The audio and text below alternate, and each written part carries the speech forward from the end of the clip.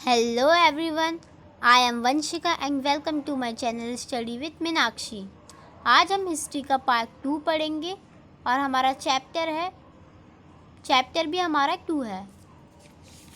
तो स्टार्ट करते हैं हमारा पार्ट 2। तो आज हम इसमें पढ़ेंगे दैविक राजा और सरदार के बारे में। तो उस टाइम पे क्या होता था कि जो दक्षिण का जो एरिया होता था उस टाइम पे वहाँ पे राजा और सरदार शासन करते थे। इस क्षेत्र में क्या था, तमिलनाडु, केरल, आंध्र प्रदेश में कुछ शासक आए थे, जैसे चोल शासक, चेर और पांड्य जैसे सरदारियों का उदय हुआ था उस टाइम पे। जो तमिलनाडु, केरला, आंध्र प्रदेश, इन सब के संगम को हम क्या कहते थे, तमिलकम। और जो चोल शासक होते थे इन्होंने बहुत सारे मंदिरों का निर्माण किया था, तो इसलिए ये शासक इसके लिए बहुत ज़्यादा प्रसिद्ध थे।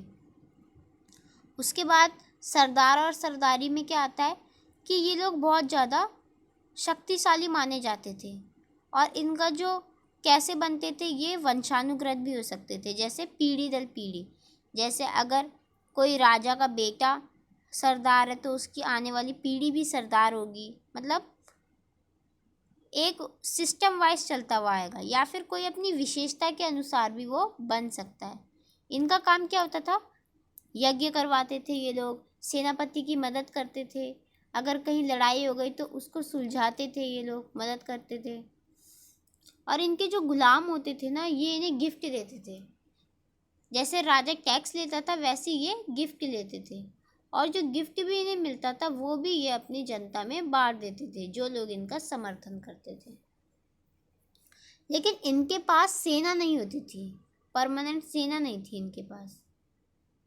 उसके बाद हमें कुछ जानकारी मिली है कि जो सरदार और राजा है वो व्यापार करते थे बहुत दूर दूर तक, और इसके लिए वो टैक्स भी लेते थे, कर भी लेते थे।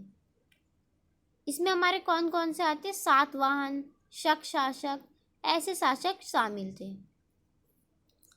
उसके बाद अगर अब हम बात करें दैविक राजा की, तो दैविक राजा में क्या होगा, इन्होंने अपने दैविक राजा वो होते थे जो अपने आप को बहुत महान बताते थे। उसमें से एक जो प्रसिद्ध नाम है वो है कुषाण। क्या करते थे, ये अपने आप को इतना महान बताते थे कि अपने नाम के आगे देवी देवताओं की उपाधि जोड़ते थे। जैसे मध्य एशिया से लेकर पश्चिमोत्तर भारत तक शासन करने वाले कुषाण शासक। मैंने आपको बताया कि इसमें सबसे प्रसिद्ध कौन थे, कुषाण शासक। इसकी जो रचना है इसमें हमें कुछ अभिलेख और कुछ साहित्य की मदद से पता लगा है। उसके बाद जो कुषाण इतिहास था, इसकी जो रचना है और जो साहित्य है इसके माध्यम से की गई है। ये क्या करते थे, ये लोग मूर्तियाँ बनवाते थे और मूर्तियों के जरिए ये लोगों को बताते थे कि हम देवपुत्र हैं। इसके हमें कहाँ कहाँ साक्ष्य मिले हैं, यूपी के मथुरा में और माट, और अफ़गानिस्तान के भी बहुत ऐसे एरिया है जहाँ पे हमें इनकी मूर्तियाँ मिली है। तो ये साफ साफ लोगों को यही बताना चाहते थे कि हम भगवान के समान हैं, ताकि वो लोग भी हमें भगवान के समान पूज सके, हमारी पूजा कर सके और हमारी इज्जत कर सके। इसीलिए अपने नाम के आगे भी देवपुत्र लगाते थे। और चाइना के ऐसे कुछ लोग हैं जो लोग अपने नाम के आगे स्वर्गपुत्र लगाते थे। उसके बाद जब चौथी शताब्दी आई तो इसमें क्या हुआ, इसमें गुप्त साम्राज्य आया। अब मौर्य वंश के बाद अब कौन सा आ रहा है, गुप्त साम्राज्य। इसके हमें सोर्स कहाँ कहाँ से मिलते हैं, एक तो साहित्य से मिलते हैं, साहित्य जो हमारे होते हैं। उसके बाद वहाँ के सिक्के, जो वहाँ के सिक्के होते थे उससे भी हमें पता चलता है। उसके बाद अभिलेखों से हमें पता चलता है। उसके बाद प्रशस्ति से हमें पता चलता है कि वहाँ पे कौन कौन से चीज़ थी। उसकी मदद से हमें क्या पता चलता है कि वहाँ पे गुप्त साम्राज्य था। अब ये प्रयाग प्रशस्ति, इसकी रचना किसने की थी, ये क्वेश्चन आता है। इसे हरिशेन ने लिखा था। किसने लिखा था, हरिशेन ने। और कौन सी भाषा में लिखा था? संस्कृत, क्योंकि इस टाइम पे संस्कृत भाषा बहुत प्रचलित थी। और जो समुद्रगुप्त थे ये इनके राजकवि थे। इन्हें नेपोलियन के नाम से भी जाना जाता है। ये बहुत ज़्यादा संगीत इन्हें बहुत ज़्यादा पसंद था और ये बहुत ज़्यादा शक्तिशाली माने जाते थे। प्रयाग का मतलब क्या होता है? कि जहाँ देवता लोग रहते हो, जहाँ भगवान का निवास हो। उसके बाद अब एक बहुत ही इंटरेस्टिंग पार्ट आता है हमारा, जनता में राजा की छवि। कि जो वहाँ के जो लोग रहते थे उसमें राजा की छवि कैसी थी, राजा का जो व्यवहार था वो कैसा था दूसरों के प्रति। तो राजा ने क्या बोला, इसमें कुछ ज़्यादा हमें चीज़ें देखने को मिलती नहीं है, लेकिन फिर भी जो कथाएं हैं, जो जातक कथाएं होती है और हमारे इतिहासकार द्वारा ये पता लगाने की कोशिश की गई है। पहले तो ये जो कहानी थी ये मौखिक रूप से थी, लेकिन बाद में इसे पाली भाषा में लिखा गया। इसे क्या गणतिंदु जातक कहानी भी कहते हैं।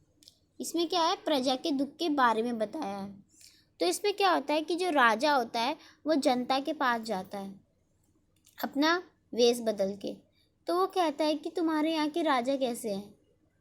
तो सब लोग उसकी बुराई करते हैं क्योंकि वो उनसे टैक्स लेता था और उनकी सेफ्टी नहीं थी, प्राइवेसी नहीं थी, तो इस वजह से कोई भी उससे खुश नहीं था।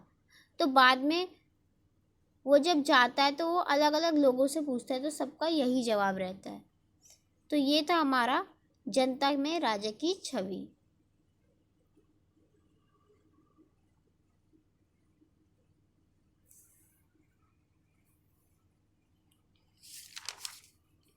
उसके बाद क्या है,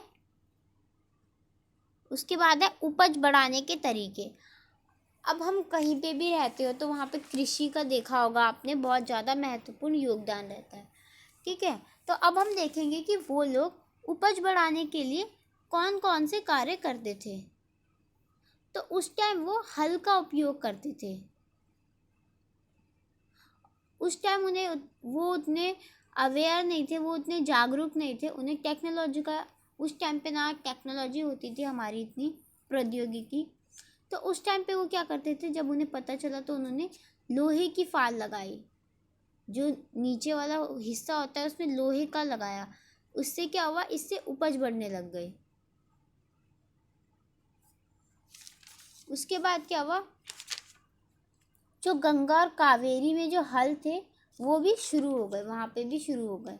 और पंजाब और राजस्थान जैसे इलाकों में भी लोहे के फाल अब इस्तेमाल होने लग गए। लेकिन जो हमारा पहाड़ी इलाका होता था ना, उसमें उसका यूज़ नहीं होता था। जैसे इसमें किस किस चीज़ों से सिंचाई की जाती थी, कुएं हो गए, तालाब हो गए, नहर हो गए, इन सब चीज़ों से वहाँ पे सिंचाई की जाती थी। हमने हड़प्पा सभ्यता में भी पढ़ा था कि वहाँ पे नहर और कुएं से सिंचाई की जाती थी। तो यही उस टाइम पे माध्यम थे। उसके बाद क्या है कि ग्रामीण समाज में विभिन्नताएं, कोई भी समाज है वहाँ पे विभिन्नताएं होती है।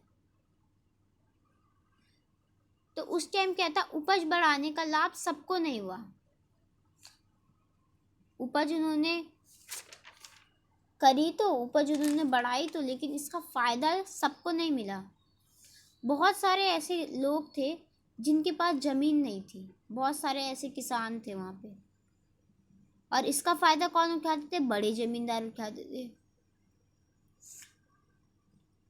वही लोग ग्राम का प्रधान चुनते थे, वही लोग, और वो ऐसे लोगों को चुनते थे जो ज़्यादा ताकतवर होते थे।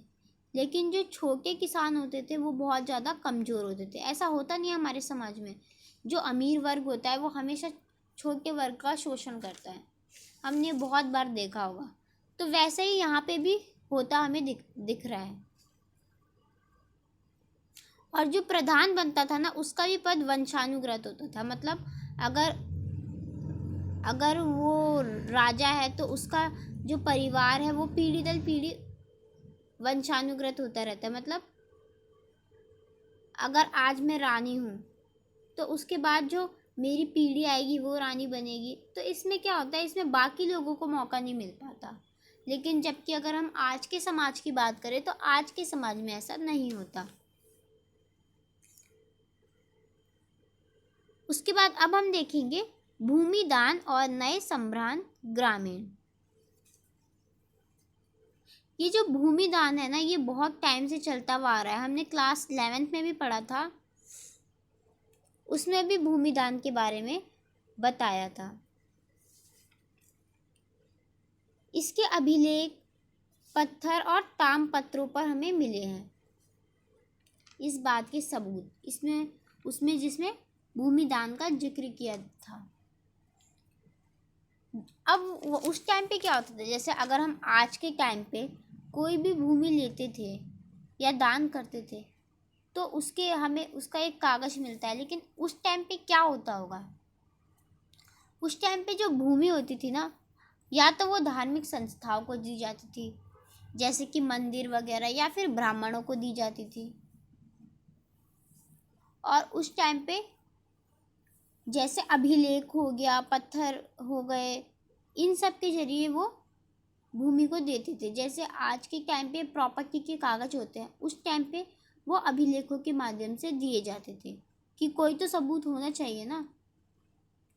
और ज़्यादातर किस में लिखे थे, संस्कृत भाषा में। उसके बाद में तमिल और तेलुगु में भी होने लगे। तो मेरा आज का चैप्टर यहीं पे समाप्त होता है। अब हम मिलेंगे पार्ट 3 में। और अगर आपको मेरी वीडियो पसंद आई हो तो मेरी वीडियो को लाइक कीजिए, शेयर कीजिए और सब्सक्राइब कीजिए। धन्यवाद।